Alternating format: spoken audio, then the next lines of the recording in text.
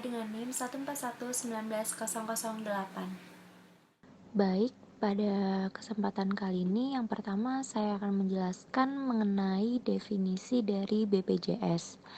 BPJS atau Badan Penyelenggara Jaminan Sosial adalah badan hukum yang dibentuk untuk menyelenggarakan program jaminan sosial yang terdiri dari BPJS Kesehatan dan BPJS Ketenagakerjaan dengan undang-undang untuk menyelenggarakan program jaminan sosial, yaitu Undang-Undang Nomor 40 Tahun 2004 Pasal 1 ayat 6. Selanjutnya, BPJS Kesehatan bersama BPJS Ketenagakerjaan yang dulunya bernama Jamsostek merupakan program pemerintah dalam Kesatuan Jaminan Kesehatan Nasional atau JKN yang diresmikan pada tanggal 31 Desember tahun 2013. Selanjutnya, untuk BPJS Kesehatan mulai beroperasi sejak tanggal 1 Januari tahun 2014, sedangkan BPJS Ketenagakerjaan mulai beroperasi sejak 1 Juli tahun 2015.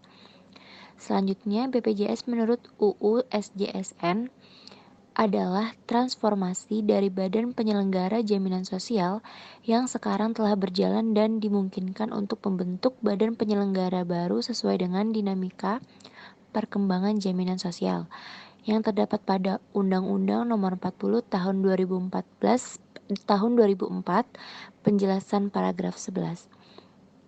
Selanjutnya, BPJS Kesehatan dan BPJS Ketenagakerjaan adalah badan hukum publik menurut pasal 7 ayat 1 Undang-Undang Nomor 24 Tahun 2011 tentang BPJS. Oke, selanjutnya yaitu saya akan menjelaskan mengenai karakteristik dari BPJS. BPJS memiliki 3 karakteristik sebagai badan hukum politik, yaitu yang pertama, didirikan oleh penguasa atau negara dengan undang-undang. Kemudian yang kedua, lingkungan kerjanya, yaitu dalam melaksanakan tugasnya, badan hukum tersebut pada umumnya dengan publik dan bertindak dengan kedudukan yang sama dengan publik. Selanjutnya yang ketiga yang terakhir yaitu wewenangnya.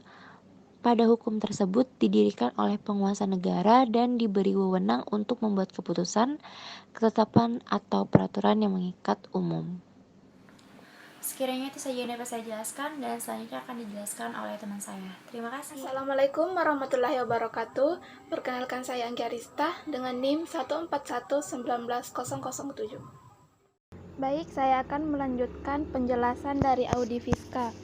Saya akan menjelaskan macam-macam BPJS, di mana BPJS di sini dibagi menjadi dua, yaitu BPJS Kesehatan dan BPJS Ketenagakerjaan. Yang pertama, BPJS Kesehatan.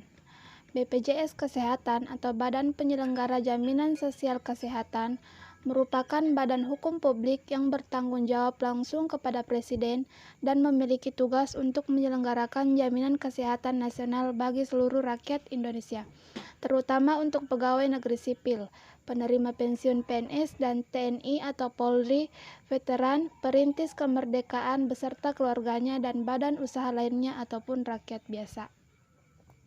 BPJS Kesehatan juga menjalankan fungsi pemerintah atau governing function di bidang pelayanan umum atau public service, yang sebelumnya sebagian dijalankan oleh badan usaha milik negara dan sebagian lainnya oleh lembaga pemerintahan. Gabungan antara kedua fungsi badan usaha dan fungsi pemerintahan itulah yang dewasa ini tercermin dalam status BPJS Kesehatan sebagai badan hukum publik yang menjalankan fungsi pelayanan umum di bidang penyelenggaraan jaminan sosial nasional. BPJS Kesehatan juga dibentuk dengan modal awal dibiayai dari APBN dan selanjutnya memiliki kekayaan tersendiri yang meliputi aset BPJS Kesehatan dan aset dana jaminan sosial dari sumber-sumber sebagaimana ditentukan dalam undang-undang. Kewenangan BPJS Kesehatan meliputi seluruh wilayah Republik Indonesia dan mewakili Indonesia atas nama negara dalam hubungan dengan badan-badan internasional. Kewenangan ini merupakan karakteristik tersendiri yang berbeda dengan badan hukum maupun lembaga negara lainnya. Maka dari itu, BPJS Kesehatan merupakan salah satu bentuk badan hukum milik negara atau BHMN, sehingga pelaksanaan tugasnya dipertanggungjawabkan kepada Presiden sebagai kepala pemerintahan negara. BPJS Kesehatan sebelumnya bernama Askes atau Asuransi Kesehatan yang dikelola oleh PT Askes Indonesia atau Persero. Tetapi sesuai Undang-Undang Nomor 24 Tahun 2011 tentang BPJS, PT Askes Indonesia berubah menjadi BPJS Kesehatan sejak tanggal 1 Januari 2014. Yang kedua, BPJS Ketenagakerjaan. BPJS Ketenagakerjaan atau Badan Penyelenggara Jaminan Sosial Ketenagakerjaan sejak akhir 2019 disingkat secara resmi sebagai BP Jamsostek, tetapi lebih umum disebut dengan singkatan BPJS-TK. Merupakan badan hukum publik yang bertanggung jawab langsung kepada Presiden Republik Indonesia yang memberikan perlindungan bagi tenaga kerja untuk mengatasi risiko sosial ekonomi tertentu akibat hubungan kerja. Sebagai lembaga negara yang bergerak dalam bidang jaminan sosial, BPJS Ketenagakerjaan yang dahulu bernama PT Jamsostek atau Persero merupakan pelaksana Undang-Undang Jaminan Sosial Tenaga Kerja. BPJS Ketenagakerjaan sebelumnya bernama Jamsostek atau Jaminan Sosial Tenaga Kerja yang dikelola oleh PT Jamsostek atau Persero. Namun, sesuai Undang-Undang Nomor 24 Tahun 2011 tentang BPJS, PT Jamsostek berubah menjadi BPJS Ketenagakerjaan sejak tanggal 1 Januari 2014. Selanjutnya, visi dan misi dari BPJS. Yang pertama, visi dari BPJS Kesehatan, yaitu terwujudnya jaminan kesehatan yang berkualitas tanpa diskriminasi. Misi dari BPJS Kesehatan yang pertama, memberikan layanan terbaik kepada peserta dan masyarakat. Yang kedua, memperluas kepesertaan program jaminan kesehatan mencakup seluruh penduduk Indonesia. Yang ketiga, bersama menjaga keseimbangan finansial program jaminan kesehatan. Selanjutnya, visi dan misi BPJS Ketenagakerjaan. Yang pertama, visi. Menjadi badan penyelenggara jaminan sosial kebanggaan bangsa yang amanah, bertata kelola baik serta unggul dalam operasional dan pelayanan. Misi, melalui program jaminan sosial ketenagakerjaan, BPJS Ketenagakerjaan berkomitmen untuk pertama, melindungi dan mensejahterakan seluruh pekerja dan keluarganya. Yang kedua, meningkatkan produktivitas dan daya saing pekerja. Yang ketiga, mendukung pembangunan dan kemandirian perekonomian nasional. Terima kasih. Saya Catherine Lintin dengan NIM 14119012. Saya akan melanjutkan materi yang telah disampaikan oleh Anggi Arista, yaitu tentang manfaat BPJS Kesehatan. Manfaat-manfaat BPJS Kesehatan antara lain yang pertama, semua penyakit ditanggung oleh BPJS. Jadi, semua peserta yang memiliki kartu peserta BPJS Kesehatan tidak perlu khawatir jika memiliki suatu penyakit, karena BPJS akan menanggung biaya semua penyakit. Tetapi, ada beberapa penyakit yang tidak ditanggung, yaitu yang berhubungan dengan estetika, alternatif, infertilitas, dan juga komplementer. Ini sesuai dengan pedoman pelaksanaan JKN pada Peraturan Menteri Kesehatan Nomor 28 Tahun 2014. Yang kedua adalah medical check-up tidak diperlukan. Jadi, bila Anda memiliki asuransi kesehatan swasta, biasanya Anda harus mengikuti medical check-up sebelum menggunakan fasilitas asuransi. Jika Anda sudah terkena penyakit yang tergolong kritis dan Anda sudah berumur 40 tahun, maka premi yang Anda peroleh akan semakin mahal karena terdapat besar kemungkinan Anda akan menggunakan asuransi tersebut dalam waktu dekat. Tetapi berbeda dengan BPJS Kesehatan, siapa saja tetap boleh mendaftar tanpa melalui medical check-up. Bahkan seorang ibu bisa mendaftarkan bayi yang baru lahir atau yang masih ada di dalam kandungannya. Yang ketiga adalah jaminan kesehatan seumur hidup. BPJS adalah satu-satunya asuransi kesehatan yang memberikan proteksi hingga seumur hidup. Hal ini akhirnya membuat masyarakat semakin puas dalam menggunakan BPJS Kesehatan sebagai salah satu jaminan kesehatan yang sangat menjanjikan. Yang keempat adalah prinsip gotong royong. BPJS Kesehatan berjalan dengan prinsip gotong royong. Oleh sebab itu, BPJS Kesehatan akan memberikan bantuan terhadap peserta BPJS yang sedang sakit tanpa melihat kondisi peserta BPJS sebelumnya dan tanpa batasan penyakit. BPJS juga memberikan bantuan terhadap peserta yang mengalami sakit seumur hidup atau jenis penyakit yang besar, seperti kanker, penyakit jantung, gagal ginjal, dan banyak penyakit yang tidak terdaftar dalam asuransi lain. Yang kelima adalah memiliki premi yang murah. Premi yang diberikan oleh BPJS Kesehatan sangat murah dibandingkan dengan layanan asuransi yang lain. Dan keuntungan yang diberikan BPJS Kesehatan ini sangat banyak, meskipun BPJS Kesehatan memiliki biaya yang murah seperti rawat inap, pembedahan, melahirkan, dan obat. Bahkan untuk cuci darah juga sudah bisa ditanggung oleh BPJS. Yang keenam adalah wajib untuk warga Indonesia.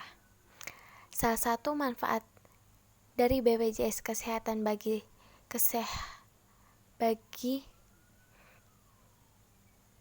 kesehatan adalah wajib digunakan untuk semua warga negara Indonesia.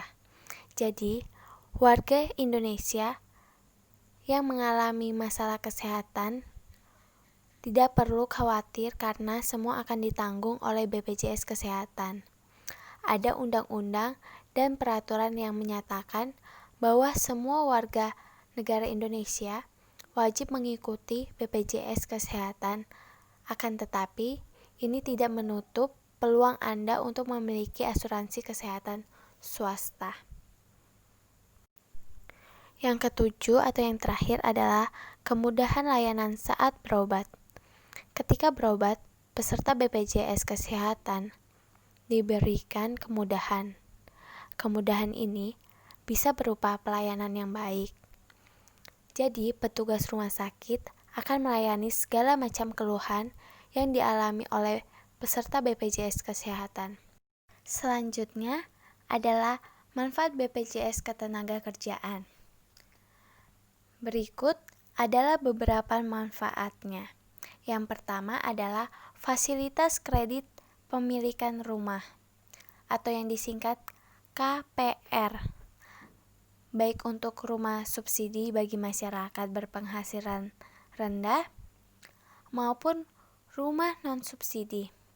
Artinya, BPJS dapat membantu karyawan memiliki rumah sendiri dengan cara mencicil untuk rentan waktu beberapa tahun. Yang kedua, program beasiswa pendidikan bagi anak karyawan yang kurang mampu, sehingga para karyawan tidak perlu khawatir mengenai biaya pendidikan anaknya. Terlebih lagi, pendidikan tingkat akhir atau kuliah yang biayanya tidak murah. Yang ketiga, program pelatihan bagi karyawan mengenai cara untuk menurunkan resiko mengalami kecelakaan kerja. Hal ini tentu saja agar karyawan terhindar dari kecelakaan kerja meskipun ada jaminan kecelakaan kerja. Yang keempat, layanan jasa konsultasi untuk merencanakan pekerjaan konstruksi. Hal ini diberikan agar tidak terjadi kesalahan-kesalahan teknis ketika sedang mengerjakan konstruksi tersebut. Tentu, agar mengurangi atau meniadakan adanya resiko kecelakaan kerja. Yang kelima, program pinjaman untuk biaya renovasi rumah dengan bunga yang rendah. Ini diperuntukkan bagi karyawan yang sudah memiliki rumah, namun belum layak atau terjadi kerusakan berat dapat menggunakan fasilitas ini. Sekian dan terima kasih. Halo, perkenalkan nama saya Lesia Paruntung, NIM 1411906. Baik, di sini saya akan menjelaskan mengenai jenis-jenis BPJS Kesehatan. Nah, seperti yang teman-teman saya jelaskan sebelumnya, BPJS itu ada dua, ada BPJS Kesehatan dan BPJS Ketenagakerjaan. Nah, yang pertama jenis-jenis dari BPJS Kesehatan yaitu ada dua, yaitu BPJS BPI dan BPJS non-BPI. BPJS BPI adalah peserta BPJS khusus penerima bantuan iuran.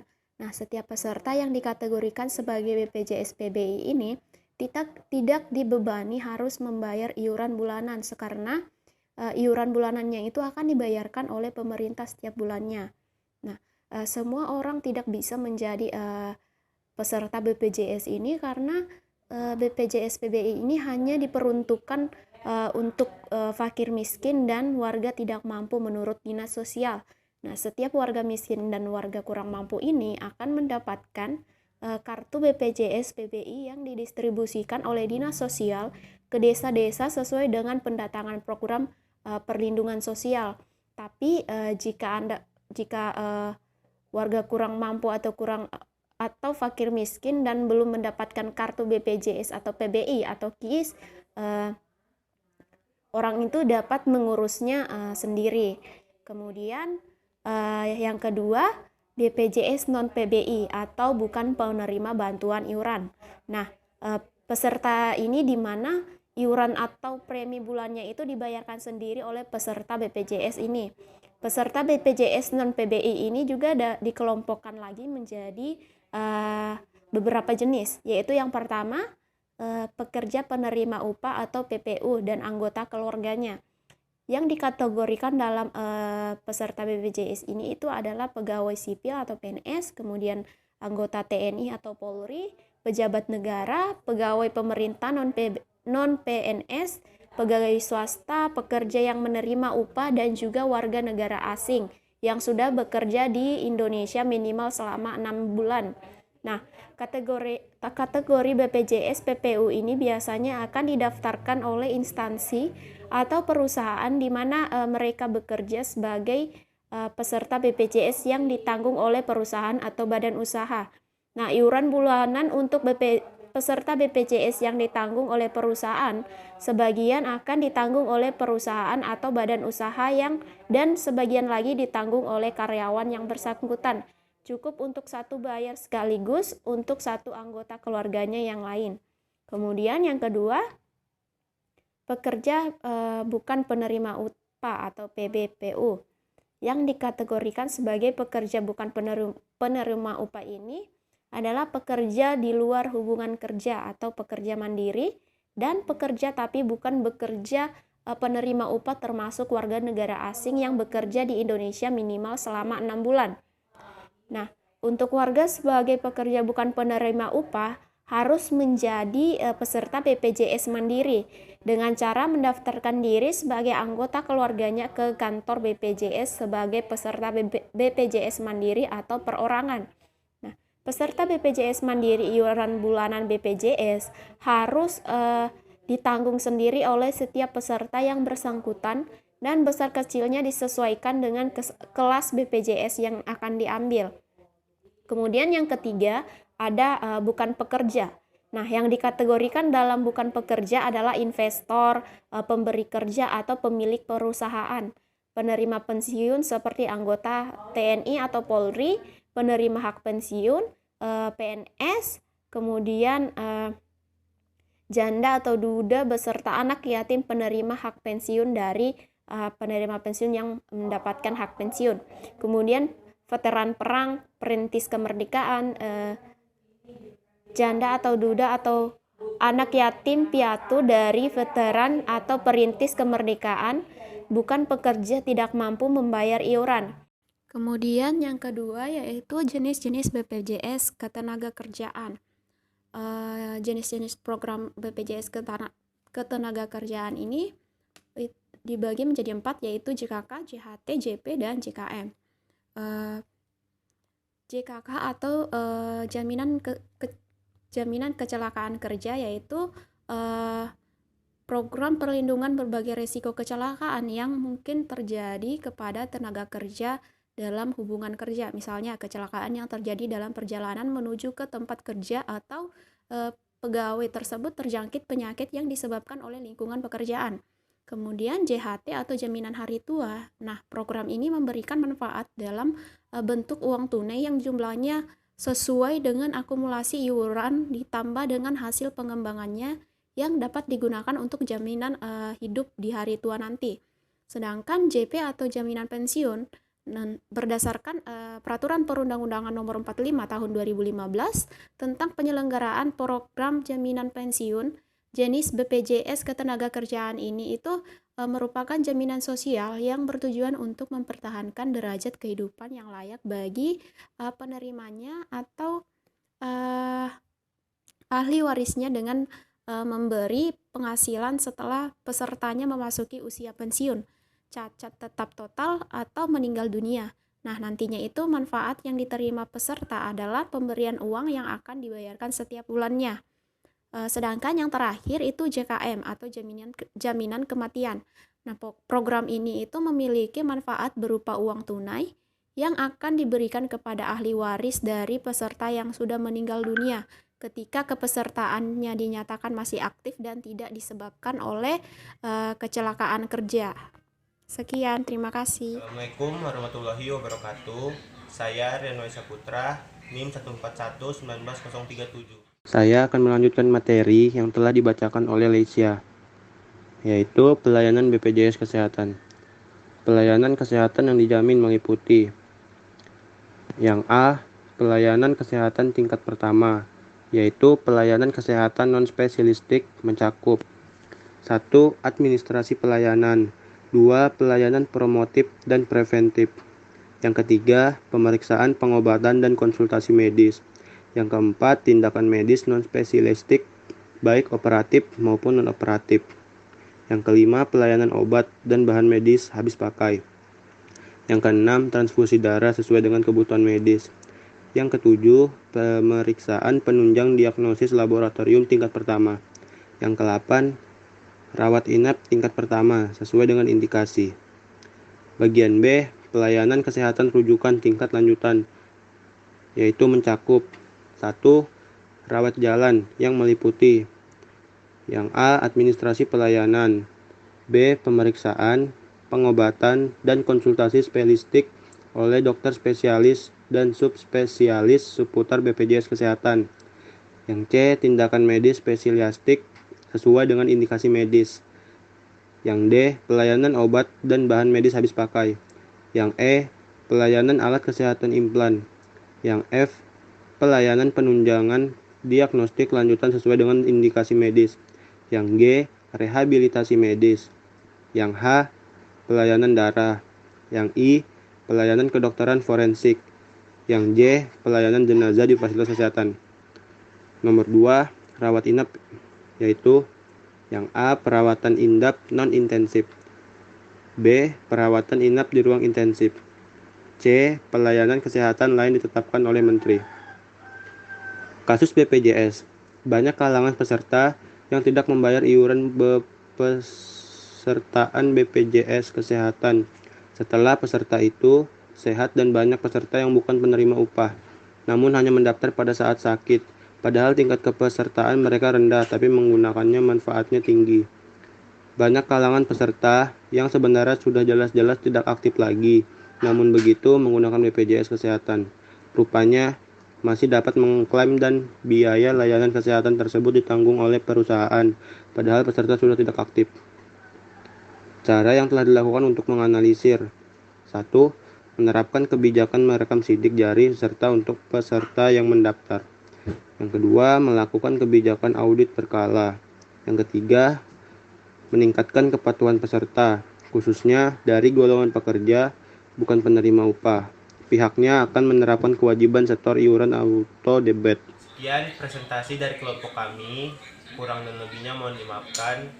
Wabillahi taufik wal hidayah. Assalamualaikum warahmatullahi wabarakatuh.